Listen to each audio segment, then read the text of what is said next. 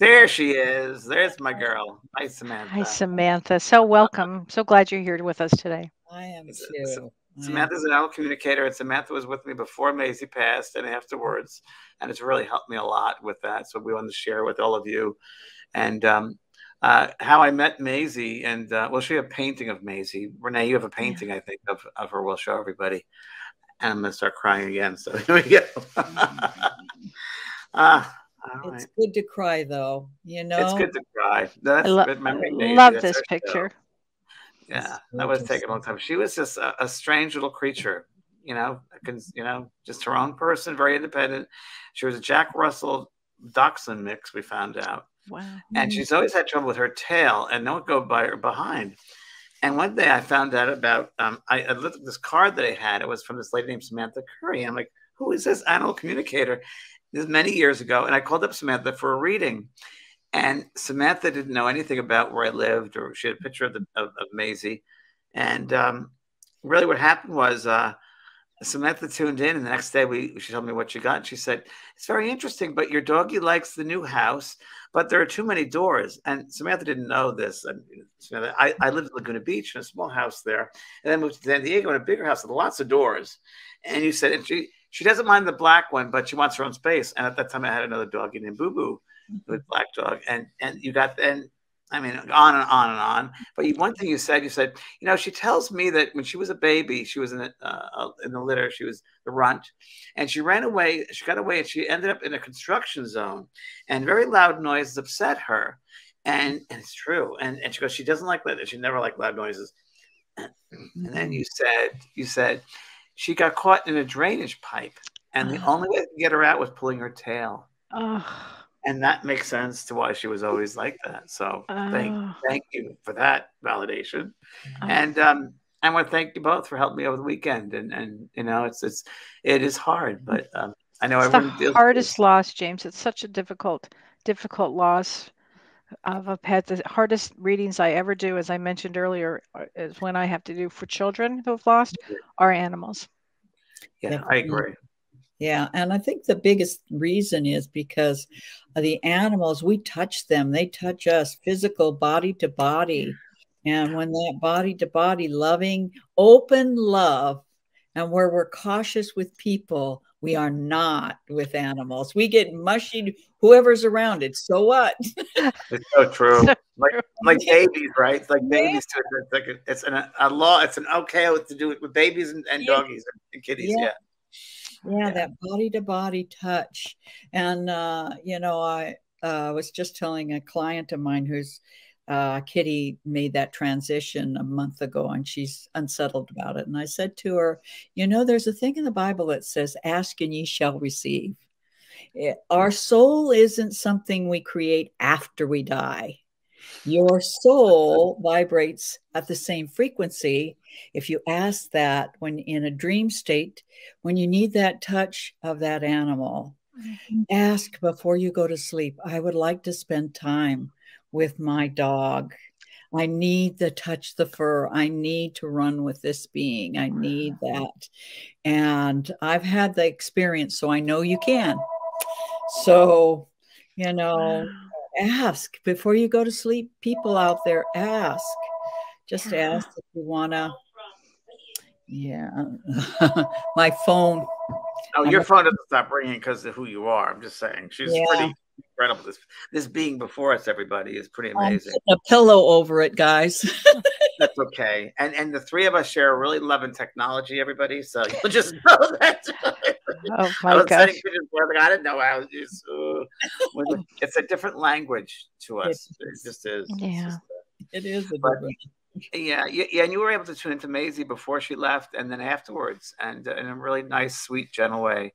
And something you said, Yes. she likes the soft talk, which Yeah. really touched my heart because 3 months ago, Maisie was always her own person. You can't really hear Maisie. She's a Jack Russell Right. Terrier mix, and she didn't really let a lot of people near her. And for me, she one day just laid down, and I was able to pet her under her chin and under Mhm. her back and fur, and she loved that.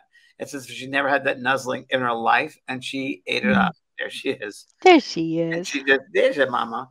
And she just ate that up, and she wouldn't get out of bed till I finished nuzzling, you know, both sides and her neck, her back. And she really let herself enjoy that. And that would, and I used to talk to her that way, and that was the soft talk you're referring to. Soft talk. Yeah.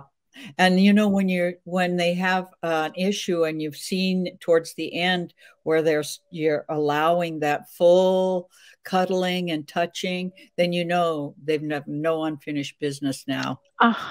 No unfinished business. You help her heal completely through that. Well, I felt her, you know, when she went down, and for everybody, I hope this helps everybody out there. That's what we're doing this. When she went down at 10 o'clock, and it was funny because auspicious, I guess, Kellee, for January the 8th. Oh, very much. I was really led intuitively when to do this because it's been a hard couple of months. And I tried everything, and she's not she had a diabetes, and she had her shots. Like, no, she did not want that. And I had to honor and respect that, you know. So I said to her before she went, and when she was in her beddy in there, they were going to put her down. I said, just make sure you do this for me when it's my turn, please. and then they took her back, and within 5-10 minutes, I told you guys that I was driving my truck to nursery to see flowers to get light and happiness, and she was there jumping like a puppy all over me within like 5-10 minutes. Free, and it's an energy which is like, I was like, wow. And she stayed like that 2 days. She's been in my space, that energy, I'm feeling it. And I said to Samantha, Kellee, and everybody, I said, she's not leaving me. And I guess she will in her own time, but she's going out. And you said, well, a couple of days, but she's exploring, which I know now she is. She feels safe enough now to explore. So I usually tell people, you know, the first most important is when you're taking them is to, because they're not frightened of the process. They're frightened of you just leaving them and being abandoned there. And so if we talk about our ongoing relationship, and James, your life is about that ongoing relationship out of body. It's normal. And so that there's no fear then. And so right afterwards, she would automatically jump in the car with you and know, oh, this is a breeze. How many sessions have you done with people, you know? It's the same thing that happened with Lady Debbie Ford, if everyone knows pretty much. And her mother just passed, who I helped her over with. And she was someone who was aware of this work, and she was afraid at the end of her life. And she had asked me a couple of years before to help her pass at the time. And I did it totally through meditation, totally not being in that space, but did it on another level. And she passed like that. And the first thing she came back within 10 minutes, she said, what was I so concerned about that body for? My God, why was I so obsessed about the body? It kept me in that space. I should have been free to go. I said, well, Debbie, you learned that now. It's a process for everybody. It's that mental mindset of the human too. Tell everybody, James, when you got into the car, what you felt with all those other dogs. Oh, thanks, Kellee, for remembering that. Right. It's such a big deal. It's a big deal. It was hold on, I have a little sip of wine here because he may it was on the way to the vet, one of the visits to the vet. They know me so well, this vet there. I mean, they say, oh, I should welcome back home. Because as a human, I believe you have to try everything you can. If you're given an animal another life, whatever form that is, you know, you have to be the steward for that life. And I was crying my eyes out on bringing her there because I didn't want to go through the shots. I didn't want to have, and I know her temperament, I know her very well. And I just said the spirit world enemy, and this is people that watch us. I'm a medium, and even mediums, by the way, because we have to have the human experience, we also go through it. You know, we go through it, even though we know better. We as humans have to go through the lessons as well. So I said, who's going to meet her and who's going to greet her? And I wasn't thinking straight, of course, in this fog. I pulled off the side of the road because there were all these dogs lapping my face, kissing me on all sides. All the different breeds of dogs just kissing me, which I can imagine when you pass over, that's going to be like, and I've heard herds of animals, my dear. Ushering you in. But it was a thank you. It was a connection. It was a full roundedness to that experience of appreciation that we're all connected. You know, it's okay, human. we got her. There's a comment here that really I think is interesting. This is from Barbara Kieran, and she said, "My Westie had to be put down, and I didn't stay with him. I can't forgive myself for not staying. That was 5 years ago, and I still cry and want his forgiveness." What do you say about that, Samantha? What as I was saying a little bit earlier about the client who's unsettled, one of the things when I do a reading for an animal that's made that transition, I want to know, number one, why did the event happen the way it did? Because there's no accidents. Number two, what was that being refining in its nature, and how did the owner help that being to evolve? What was the subtle things? Because a lot of times we don't think about that. And when you know from the soul of the animal and it starts talking about its life and those experiences, and then I don't know what their house looks like, I don't know what the personalities are, and so I start giving all that information. It heals the people, it heals the relationship. They know why she wasn't there, what was the reason. And so it's really important to not beat yourself up so much, but ask in her own meditation and prayer, just ask, please give me the answers that make me feel like I failed her in some way.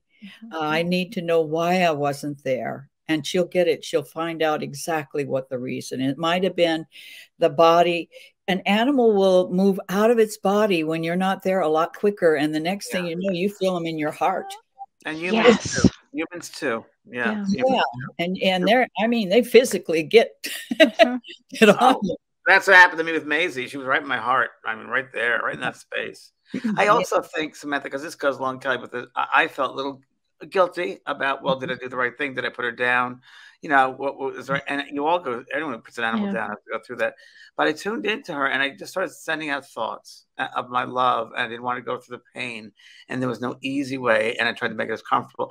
And she got it. It took a little bit, but she got it. She did get it. And there was confirmation back because, you know, she set up a sign with me right away. As soon as she came into the truck, I was licking my face. And that's her sign now that I know that she's with me. She licks my face, which is interesting because she would only do that in special times. So, yeah. I had a client once that when I told her, I said, you know, the thing that you need to say to your dog is, we're going to go to the vet. You're going to get a shot. You're going to get a little dizzy, go to sleep. And then you're getting in the car and come home with me and keep it light. And, you know, that ongoing. You told that to me. You told that to me too. Yeah. So I did that.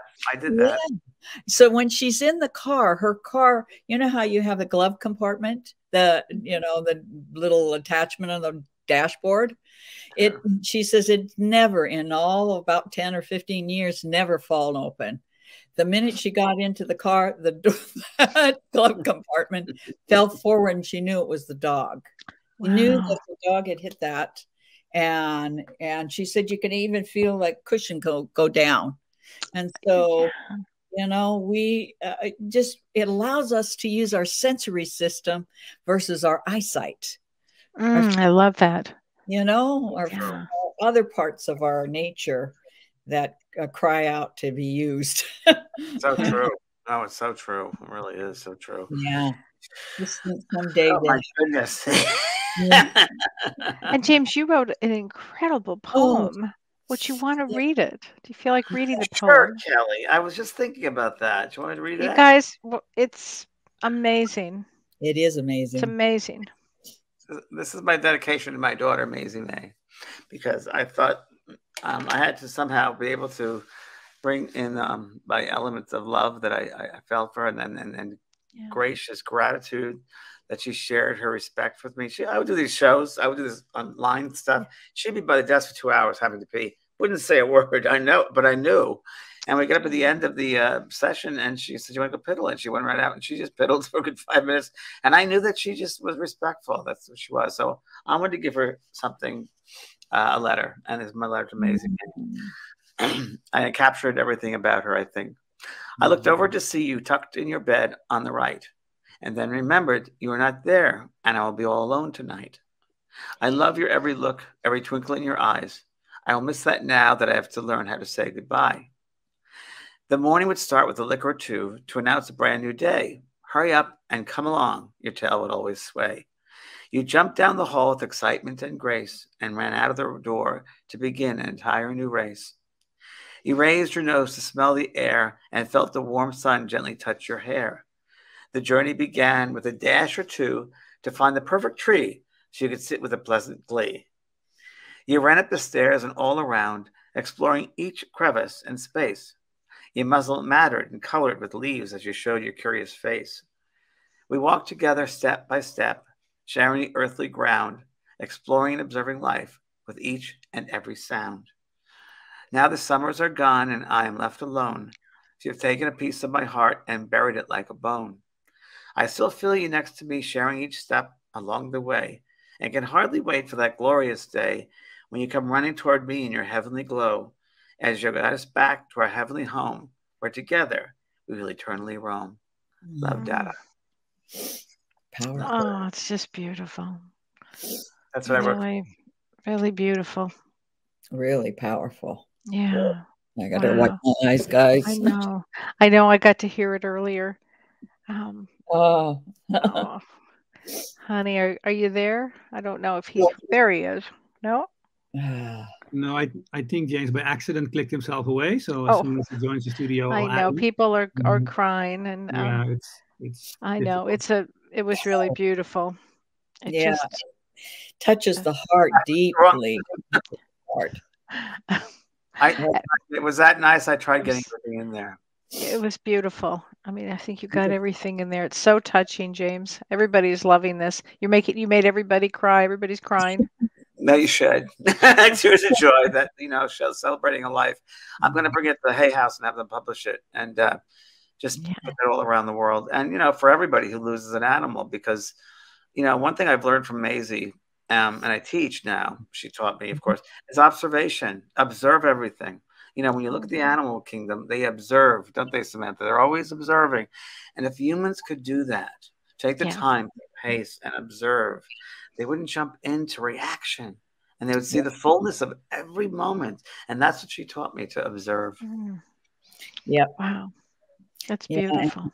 And use all their senses, because they're visual, emotional, sensory beings.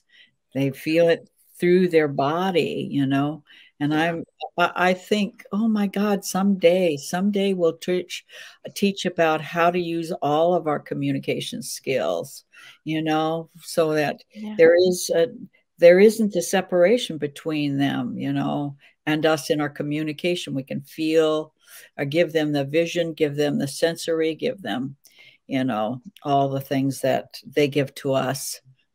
Yeah. So true. James, do you remember what Mavis said? Can you give that quote? Yes, and I was looking on my Facebook page, because there was we put the notice from Maisie and the photos, and we've had over, I don't know how many hundreds of thousands of comments. But thank you everybody for your comments about Maisie and about on the page. But Mavis Patilla, a good friend of mine, and from England, a medium in England, a well-known medium in England, said something to myself and my good friend Marilyn Wall, who's watching, another great medium in Australia. Watch this, and she reminded me of what Mavis used to say about the animals who pass. Said they don't pass right away; they stay with you and make sure the master is taken care of before they move on. Oh, I know. Oh, that still gets and that me. makes kind of sense, especially my situation. I've been experiencing for 2 days, 3 days. Yeah, I've been feeling that and ushering her and helping her and saying, it's okay. I'm always here. I'm your campground. I'm the tent. I'll always be here. So you go explore and, and help me. I'm just going to help me on my way. And we help other people. And, I think we're all in it together. We're so in it together. We are. Boy, big time. Thank heavens we have the animals to help us with our emotions, especially now, it just. So true. It's such a difficult, and there's time, and there's so much trauma in the world right now. Yeah. People that just tuned in, I'm sorry, we're not doing Edgar Casey tonight because I lost my doggie. They just wrote it down, and so we're just doing a memorial for Maisie. But we will do Edgar Casey in a few weeks, Kellee. January 31st. three first. And I've got some good Edgar Casey stories with Edgar Casey coming to me personally. So Samantha, you'd be interested in that one. Wow, that's great. He laid down on his couch, and I have a picture of that experience. It was like, wow. There was a lot of white. I asked him some questions. It was pretty amazing. It's all, I think that's, in life when, like, I was telling Kellee this, I think, Samantha, you and I mentioned it, because we're in such a COVID crazy time right now, when something happens good, you're like, well, this is so weird. Something good happened. This is just so bizarre. And it's just like, whoa. So I think when that wonderment of things happens, you feel good. And I think with animals, it's that wonderment. And I think synchronistic experiences are that wonderment, that remembrance that everything is divinely in order, even though we don't see it that way. There is a divine order. Yeah, there's a divine truth to it. Yeah, and animals teach us that if we would just listen to them. Yeah. My best teachers have been animals.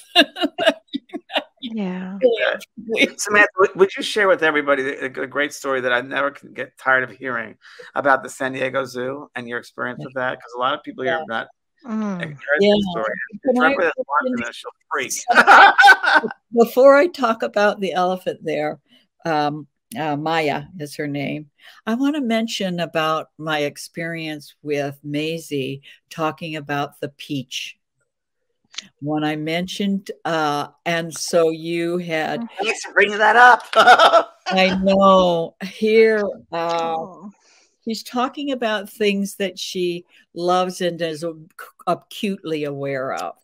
Now, I didn't know that they are at the time, James and Maisie are underneath this tree. On my property, Kellee, with a peach tree. The peach tree. The peach tree. The peach tree. Unbelievable. And she starts talking about this peach. And I said to him, I don't think she's eating peaches, but I know this is a peach. Talking about peach. And I can't quite tell if it's about the color or what. But he says, well, we've been sitting underneath this peach tree. She's going to go to the bathroom under the peach tree. And I have, Kellee, I have like a fruit. Orchard, and I have orange trees and lemons, and the peach tree, and it was either right when you were tuning into her, right before, and Maisie kept on going around the bottom of the peach tree, around and around it, which I've never seen her do before, because she had all the places to go, and she just sat there and then she piddled, but she loved that peach tree, and so when Samantha brought that up, it was like, yeah, you know what I was thinking? I wonder if she's wanting her ashes put there. Too late now. It's funny because people ask me, say, well, what did you do with it? I said, well, you know what? To me, it doesn't matter because the spirit is free. That was just right. Very, very true. And I think it would put some little thing though that represents her, like a little memorial stand. Honey, I did more than that. I did better than that. You know what I did? Yeah, what'd you do? I created a park for her. And I have a picture in my garden, and it says Maisie's garden, and there's her photo. And I did that about a year ago because I wanted to make sure that she knew that that was there, and that was her garden. So I have a photo. It's called Maisie's garden, and it's only going to be positive, loving flowers and beautiful smelling objects and lizards and stuff that she loved. You know what? That would be an incredible title for a book regarding animals that have made that return. Maisie's garden. Maisie's garden. Opening I think, Samantha, I think we mentioned this too, and Kellee, I told this to you, but there's an innate feeling within my soul, which everybody, of course, can go into your soul and feel innate feelings if you take the time. But there's an innate feeling of several different things when this experience happened.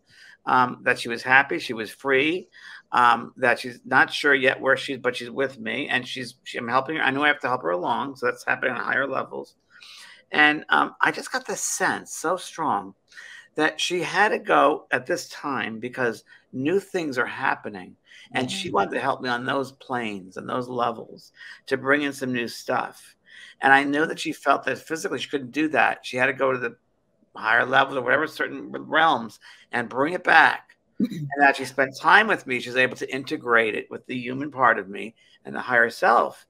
And I was like, wow, that's a trip. And that goes hand in hand with what Kellee was mentioning about this new 2022, the new Yeah, this 2022 is all about transformation from the old Saturn ways to the new, the Uranus ways. So things will be new technology, new ways to think, more spirituality. I'm believing that she will be a guide for you, James. Oh, 110%. I already know it. She said she won't go till I'm ready. We'll be there quite a while because I'll be, when I go, you'll be there. But I feel like she's helping to usher in more of that energy for me to work with. Yep. And I do get a sense, and you too, I don't know if you two do, I'm sure you must, being the sensitive you are, that sometimes you think this is just overwhelming, that this is just this dense vibration. It's tough, but I gotta do my mission. It's great. You have to do your mission, which is what I always say. It's incredible. Changes lives, but it gets tiring. It gets tiring, and when you lose a beloved pet, it is immediately overwhelming, James. Oh, immediately overwhelm comes. Exhausting. That's the first thing that comes. And that's really where you are in that stage. And I wrote a book years ago called Healing Grief in 1998, and I was reading it. It's a great book, and there's a book called The Rainbow Bridge, which is there, but there's also, which I found really interesting. I wrote down these. It's interesting. I read the book in a long time, but it's grieving for a pet is here, and euthanasia I talk about, which wow. Are you demonstrating an act of kindness because the animal is in pain or the quality of its life would be compromised? Every individual who owns an animal will have to go deep within his or her heart to feel what is right for the animal. Remember, the animal has a soul, and its soul can never be harmed. Is euthanasia a painful process? I'm not a professional veterinarian, so one should check with their appropriate source. In research the chapter, the veterinarians I contacted informed me that euthanasia is not a painful process, which of course we know it isn't. So this is one of my healing guidelines I wrote. I want to share with everybody and myself to remember. Yeah, absolutely. Number one, healing yourself. Allow yourself to go through the complete grieving process. I totally believe it. Do not deny your feelings. You have lost a significant partner in your life, and this is your time to express your emotions. Crying is normal. And sharing your feelings with family members, be aware of your children's feelings as well. Say goodbye to your pet. Perhaps you want a memorial service. It could be a simple lighting of a candle or a prayer, or it could be more elaborate, like this was going on, or writing poems or having pictures, their toys, etc. Do what works best for you and your family. As with any grieving, it is important to have some sort of closure. Really important, you think? Yeah. Inform if you have children around you. Inform your child. Help your children by listening to and encouraging their feelings about the animal. Never inhibit a child's feelings or force him or her to go over it. If your children are very young, have them draw pictures about how they feel and encourage them to discuss all the characteristics that they love their pet. Establish new daily routines, which I'll be having to do while you are grieving, and I haven't really yet. I still take her on walks in the morning. Different place, different routine. That could even include changing the furniture around your house. This is a good one. Dedicate something in your pet's name to any organization, such as having a tree, a rose bush planted in their memory. So make a list of all the wonderful attributes your pet had. Right? What has, I'm going to cry, right? It's a good one. Yeah. What has this loving companion taught you about life and about yourself? How has your life changed because of your pet? Yeah. How would you say your life has changed because of Maisie? Kellee, I just, there's such an appreciation in a way that I never expected about life in general. And it's this weird thing because the work I do as a medium, we always deal with expansive realms and realizations, but she, in her patient, simple way and very calm way, showed me that there's an expansiveness of being that I never expected, just by her patience and her calmness. And I remember I've been in observation mode, and I've been through some ups and downs emotional in my life, as everyone else has. But I went through a divorce and the end of my 50s and my 60s, and it was a traumatic time. But she was always steadfast. She taught me about being stable, being grounded, but being very observant, and also being your own person, not take any shit from anybody, because she never did. Don't come here if I don't welcome you into my space, right? And we learn a lot. So it helps me to help others. It helps me, like you and Samantha, we teach others from our own experiences. Right. One of the beautiful things she had said, as you're talking about her, What she loved, enormous respect and love towards you, was the fact that you didn't demand her to change her personality. Oh, I love that. She wanted to pull back and need her space and feel just safe and nobody touched me here.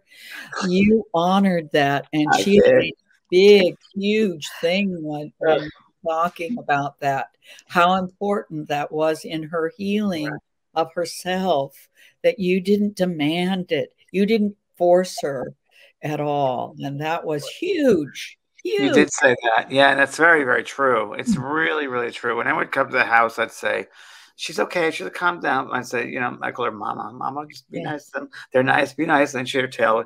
But she was always very conscious of it because, you know, her background traumatization as a baby and as a puppy. She was traumatized so much. And that was ingrained in her. So I wanted to give her a space from day one that she felt safe, that she could just be herself and express who you are.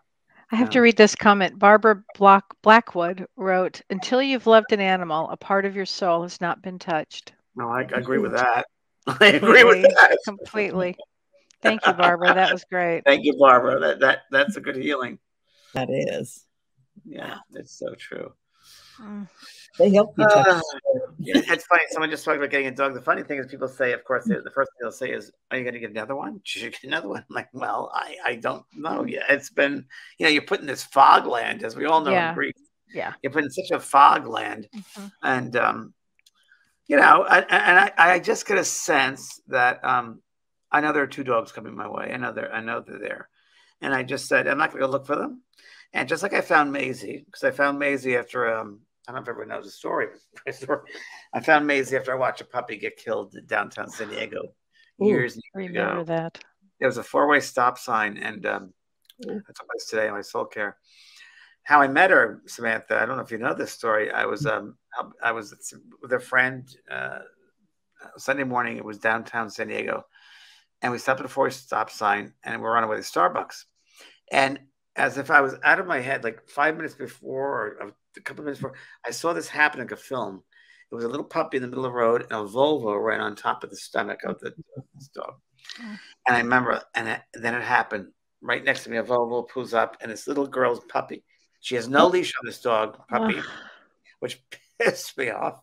It runs right in the center of the road, and this Volvo goes right on top. And I'm like, no. So I ran out of my car, and I bent down, and I'm trying. This dog is withering, looking at me like on his back and his paws up.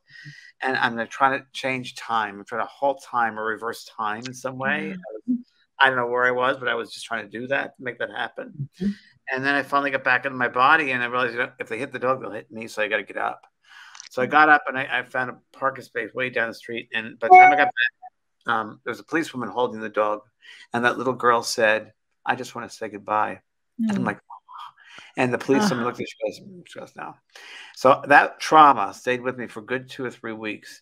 And I remember I had a dream, and the dream, whether it was I don't remember if it was a guide, it was someone said something that you have to go to the shelter because there's a dog that's going to heal you.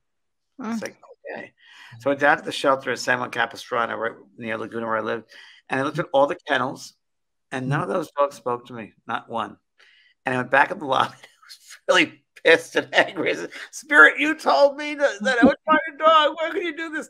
And then I look over, and the last kennel, Maisie comes out. This white dog comes out far away. Stares and looks at me. And I went over to her, that kennel, and she rolls on her back and puts her tummy up like that dog that died did. Okay? And I knew that was her. I brought her home, and I didn't know what to name her. And I went a couple of weeks not knowing sure what to name her, and swear to God, in my office in Laguna, a lady appeared. It was my great aunt who I'd never met. It was an objective, clairvoyant experience. And she was 1930s gray dress, buttons with a collar down. And she said, "Her name is Maisie May." I'm like, Maisie May? That's such an old-fashioned name. She goes, "That's her name." And this lady disappeared. Fierce Irish lady. So Maisie she was out in the deck. They had an office like that little outside deck. And just for the hell of it, I screamed, "Maisie May." She comes in, hops on my lap, and gives me a kiss. Oh my gosh! Wow! That was and that was it. And that was it. The rest of this they take aim at your heart and they just shoot, and that's it. They just go there. They just get right in there. Wow. What a great story. Wow. You were, yes, you and Maisie were very blessed to have found each other. Yeah, we were. And it's funny, in that process, as a dog groomer, I go through a lot of grieving with my dog friends. Oh, thank you, Joanne. Definitely. It's very interesting, an experience of losing Maisie, and maybe sure a lot of people do this with the humans.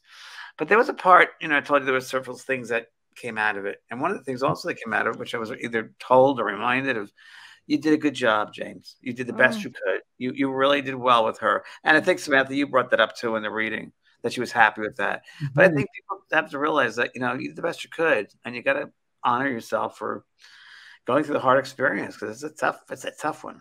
Yeah. Right.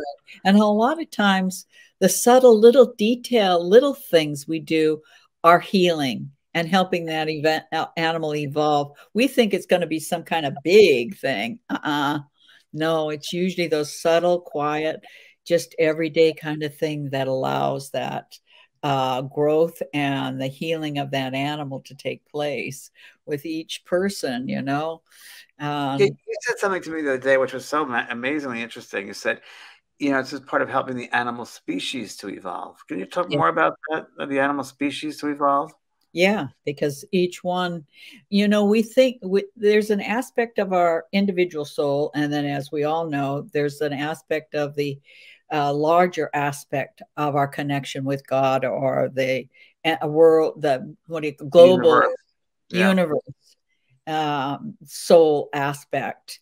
And an animal, what's interesting about animals, they have this personality soul aspect. But then when they make that transition, what they've evolved goes to the total.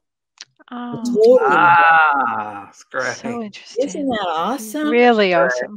Yeah, very awesome. Humans, that if enough humans are evolving, and then the whole, because I always wondered, okay, the 1,000 monkey thing, then how come we're experiencing what we're experiencing on the planet right now?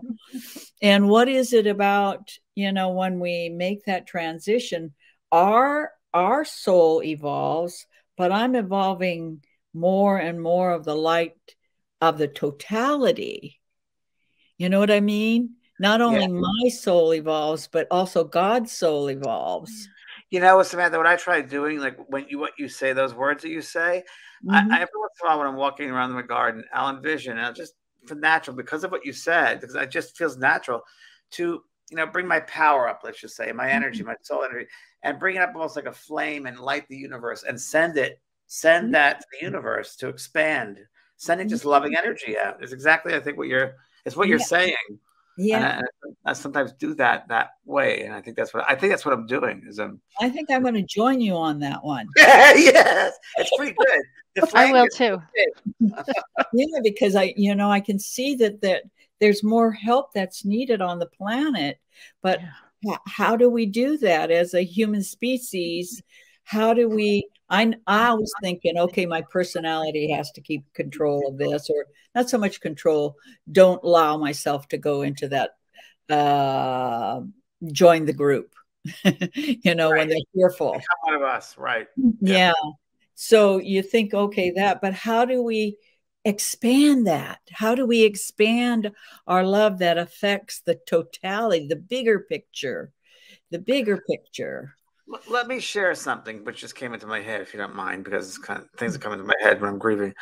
So everything is energy. So if people say, right now we're really in a really hard time, a difficult time, like we do with the COVID, negative thinking and politics.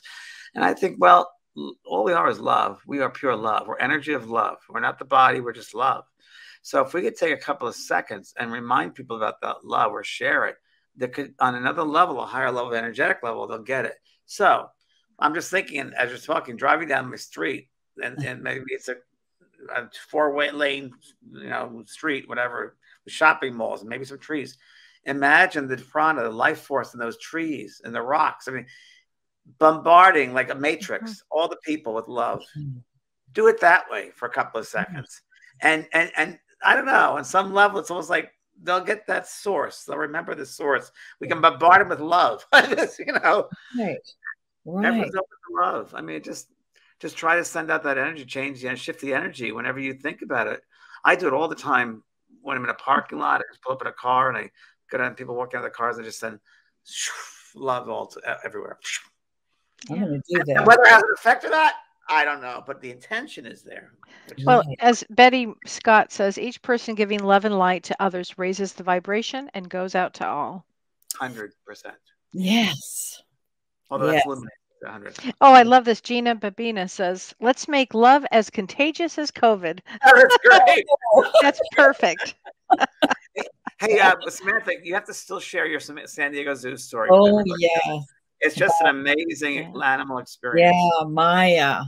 So I was asked to go and work with first I worked with Cebu at the Wild Animal Park, and then San Diego Zoo found out. Well, excuse me, I interrupt. Before that, when she was just a little house lady. Yep, I was. The kids would bring the dog to her and say, "You can speak to this dog, right? Isn't that what you told me?"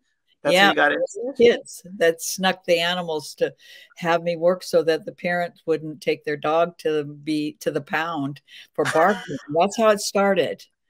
And so, and then the San Diego Zoo found out what I was, not so much that part, but they knew I had worked with Cebu, a big, huge African elephant at the Wild Animal Park. And they wanted me to come down and work with their Asian elephant, Maya.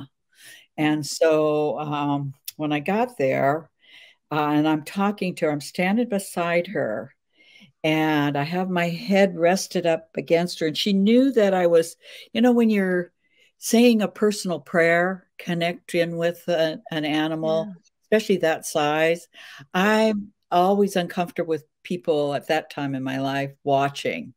And she took her trunk and knew that I was having a little problem. And she literally took her trunk and wrapped it around me as if she's trying to shelter me as I'm saying my prayer with her. So she's talking to me and I'm giving information, and the keepers are standing fairly close. And all of a sudden, that conversation just kind of goes flat. And I think she's finished. And I rudely walk away. I walk away and I see a baby elephant on the other side. And I want to go talk with her. And I really do think that the conversation, because there's nothing. And so I tell them, I think she's finished. I don't think she wants to talk about the bad stuff in her past. And so I go over to, there's what they call a bridge with a 15-foot drop and no side rails, and it's thin. And I'm walking across that to where the play area is. And I get over to the play area and I'm starting to communicate with a baby. And all of a sudden she's followed me, and I didn't know she was following me. She takes her big leg and hits me on the side of my calf, gets my attention. The keepers come rushing in. Then she hits me one more time. Not enough to knock me down, but it startles me. And I turn around and I look at her, and I'm stunned that she's done this. And they're saying, the keepers are telling me, get back, get back. And I said, no, she doesn't want to hurt me. She wants to talk about something. There's something really profound that she needs to communicate. It's really important. And so all of a sudden, as I'm having a dialogue with the keepers, they're watching me and watching her. She's taking her trunk, swinging it out in front of her, lifts her right leg, and then goes down on the knee. And then the next thing, she swings that trunk back underneath her, between her front legs, goes down on the other knee. And now she's bowed before me. Her head is all the way down on the ground. I stretch my arms out as far as I can and lean on her.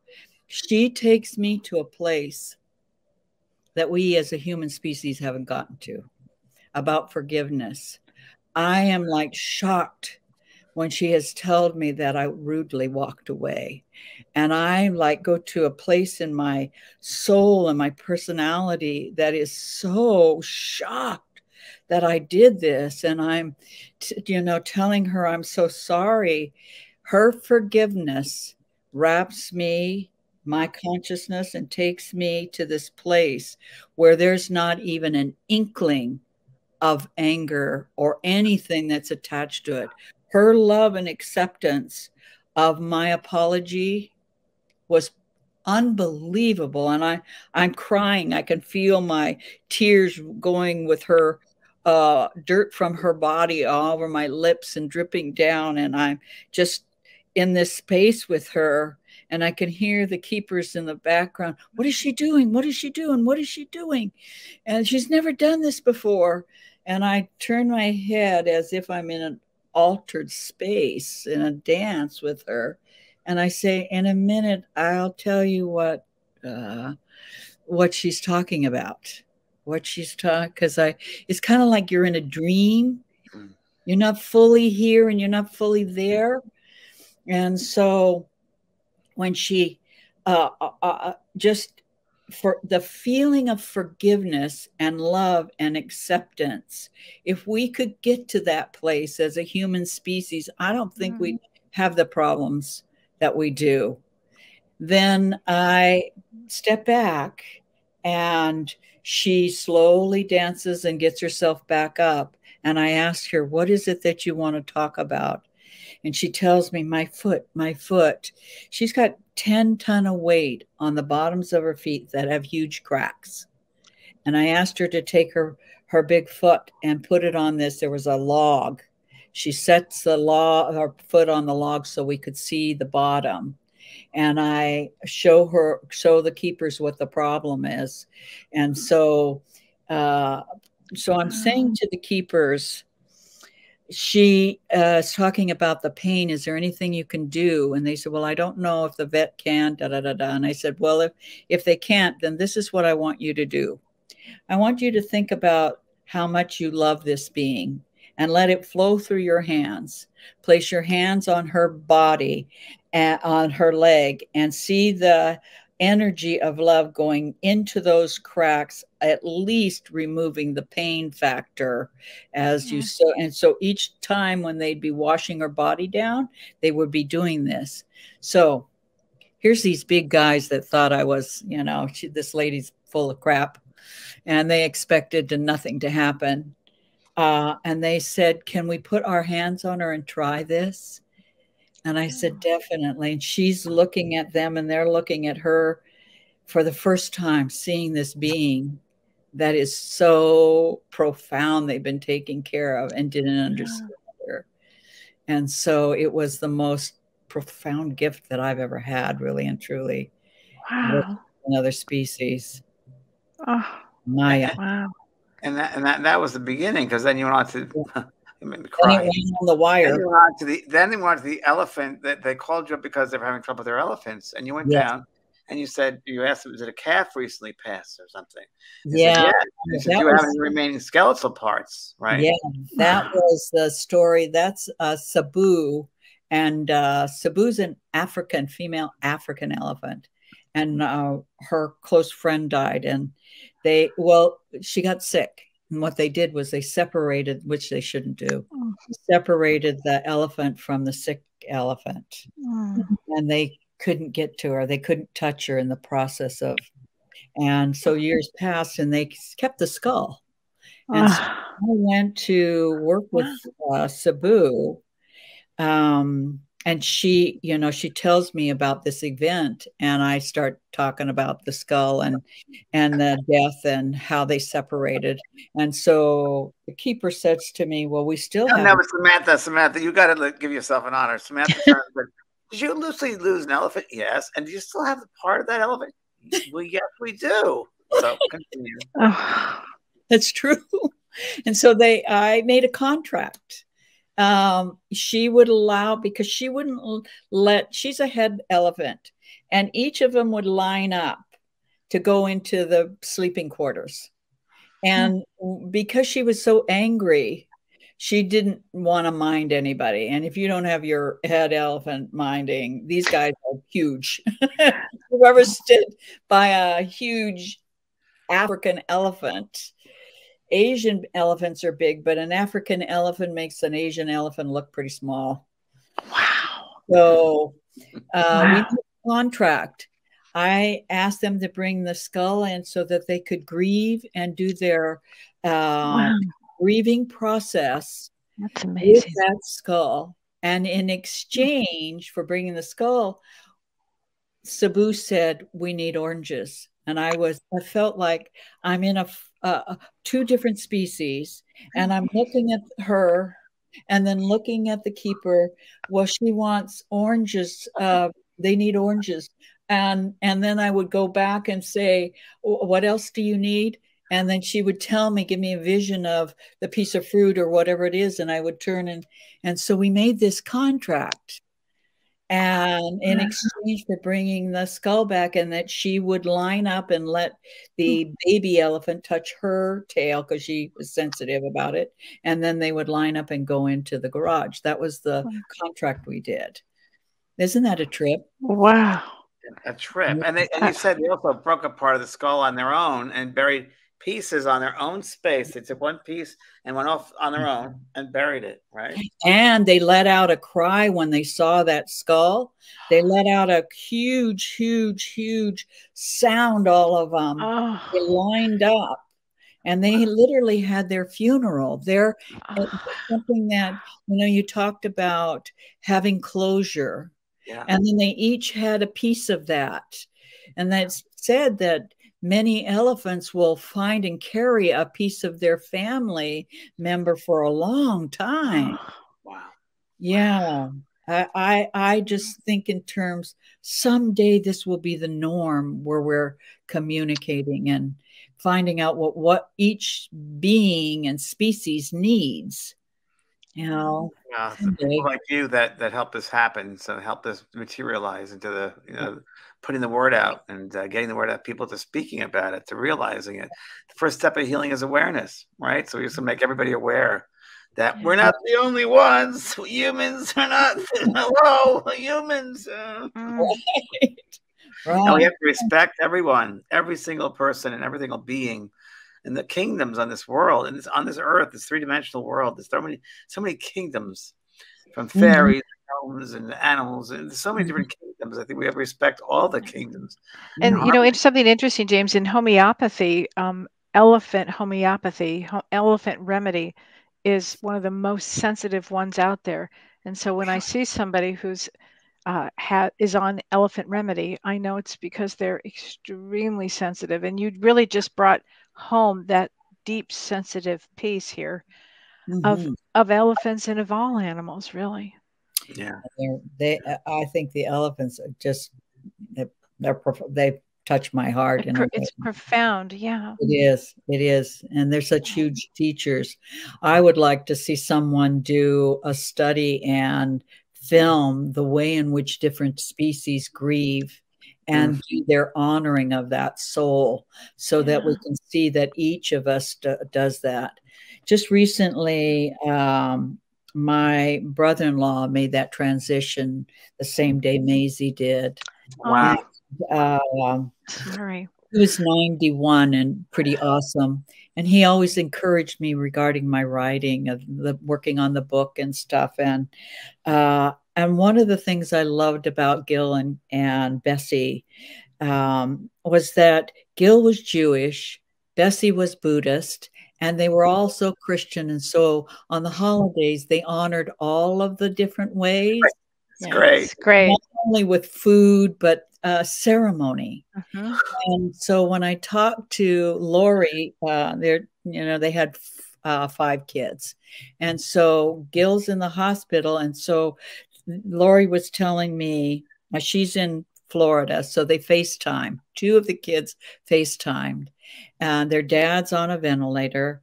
They brought his breakfast in, his music that he loves. They brought in the game that they played every single night. And then the kids would sit there and play as he's making that transition. And they took the tube off. They're playing the game they played every single night. Wow. They brought his, as I said, the food he loved, the music he loved, and the family there. How great. And the family there. How great. Well, what else would you want? That's it. That's the way to go. I just, my heart felt like, oh my God, how awesome. Here, if I was making my transition, that's what I would want. Right. And they're inside the hospital, And they don't, it's like, oh, there's a problem. Well, we're going to still bring it in. We're celebrating your life, and you go when you want to go. Yeah, that's where I'd like to go. Yeah, I think everybody should go that way. It's great. Yeah. Wonderful. Yeah. 91. Yeah. Wow, that's amazing. A lot of transformations this year, 2022. Oh, there's so many. So many. Yeah. So many. So, wait, actually, James and I were on the phone yesterday, and James said to me, there's going to be a lot more people leaving.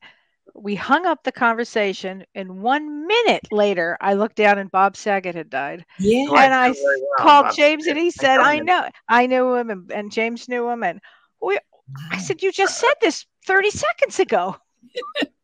Yeah, there's going to be a lot of that. So, gosh. Yeah. Samantha, I want to thank. I know what time is up. So thank you very, very much again. Thank you. Heart thanks, and Kellee, heart thanks to you. Oh my gosh, and Samantha, how can people reach you? My website or email me. My website is my name, SamanthaKhury.com. And my email is sjkhury@yahoo.com. Well, the website, they'll do that. You do readings, do sessions with people, or? Yeah, I'm still doing readings and then working. I think we just got some, where if person has problem with their cat's barking or their cat or their dog or something, that'd be a problem if the cat was barking. That would be a problem. Well, I have to say, Samantha, maybe okay, but barking you. Samantha, you really helped me with Otis. When we first got Otis, you were really great. You really helped me with Otis. I mean, we had a big problem with him, and you walked me right through him, talked to him. It was a great session. Yeah. Excellent session. And the funny thing is, you see through their eyes. So when you talk about clairvoyantly, you'll see like, oh, well, there's the green rug. Oh, there's the box. And there's that rug. Yeah, and it's exactly as it is. But you see it through their eyes, which is great. Yeah, I become the animal. I do. I love being able to do that. I give both of you a big, huge, gigantic hug and listen. Lots of love to you, Samantha, really. And to you, James. Oh, and to you, Maisie May. Yeah. Thanks, Maisie. We love you, Maisie. We love you. Maisie. I feel better, you guys. Thank you. Thank you. Thanks, Renee. Bye-bye. You've been listening to Both Sides Now and Beyond, featuring spiritual medium and master teacher James Van Praagh and spiritual medium and psychotherapist Kellee White. That was great. Maybe we changed some lives. And maybe opened up some minds. Which way do I turn? Right. I mean,